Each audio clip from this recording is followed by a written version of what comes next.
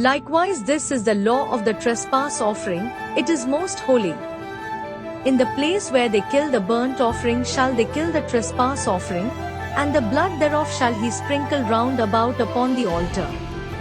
And he shall offer of it all the fat thereof, the rump, and the fat that covereth the inwards, and the 2 kidneys, and the fat that is on them, which is by the flanks, and the caul that is above the liver, with the kidneys, it shall he take away, and the priest shall burn them upon the altar for an offering made by fire unto the Lord, it is a trespass offering. Every male among the priests shall eat thereof, it shall be eaten in the holy place, it is most holy. As the sin offering is, so is the trespass offering, there is one law for them, the priest that maketh atonement therewith shall have it. And the priest that offereth any man's burnt offering, even the priest shall have to himself the skin of the burnt offering which he hath offered. And all the meat offering that is baken in the oven, and all that is dressed in the frying pan, and in the pan, shall be the priest's that offereth it.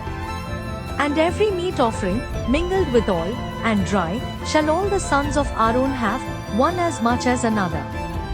And this is the law of the sacrifice of peace offerings, which he shall offer unto the Lord. If he offer it for a thanksgiving, then he shall offer with the sacrifice of thanksgiving unleavened cakes mingled with oil, and unleavened wafers anointed with oil, and cakes mingled with oil, of fine flour, frying. Besides the cakes, he shall offer for his offering leavened bread with the sacrifice of thanksgiving of his peace offerings. And of it he shall offer one out of the whole oblation for an heave offering unto the Lord, and it shall be the priest's that sprinkleth the blood of the peace offerings. And the flesh of the sacrifice of his peace offerings for thanksgiving shall be eaten the same day that it is offered, he shall not leave any of it until the morning. But if the sacrifice of his offering be a vow, or a voluntary offering, it shall be eaten the same day that he offereth his sacrifice, and on the morrow also the remainder of it shall be eaten, but the remainder of the flesh of the sacrifice on the 3rd day shall be burnt with fire. And if any of the flesh of the sacrifice of his peace offerings be eaten at all on the 3rd day, it shall not be accepted, neither shall it be imputed unto him that offereth it, it shall be an abomination, and the soul that eateth of it shall bear his iniquity. And the flesh that toucheth any unclean thing shall not be eaten, it shall be burnt with fire, and as for the flesh, all that be clean shall eat thereof. But the soul that eateth of the flesh of the sacrifice of peace offerings, that pertain unto the Lord, having his uncleanness upon him, even that soul shall be cut off from his people. Moreover, the soul that shall touch any unclean thing, as the uncleanness of man, or any unclean beast, or any abominable unclean thing, and eat of the flesh of the sacrifice of peace offerings, which pertain unto the Lord, even that soul shall be cut off from his people. And the Lord spake unto Moses, saying, Speak unto the children of Israel, saying, Ye shall eat no manner of fat, of ox, or of sheep, or of goat. And the fat of the beast that dieth of itself, and the fat of that which is torn with beasts, may be used in any other use, but ye shall in no wise eat of it.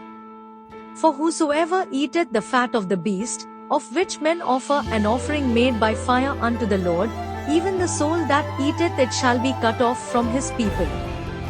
Moreover, ye shall eat no manner of blood, whether it be of fowl or of beast, in any of your dwellings. Whatsoever soul it be that eateth any manner of blood, even that soul shall be cut off from his people. And the Lord spake unto Moses, saying, Speak unto the children of Israel, saying, He that offereth the sacrifice of his peace offerings unto the Lord shall bring his oblation unto the Lord of the sacrifice of his peace offerings. His own hands shall bring the offerings of the Lord made by fire, the fat with the breast, it shall he bring, that the breast may be waved for a wave offering before the Lord.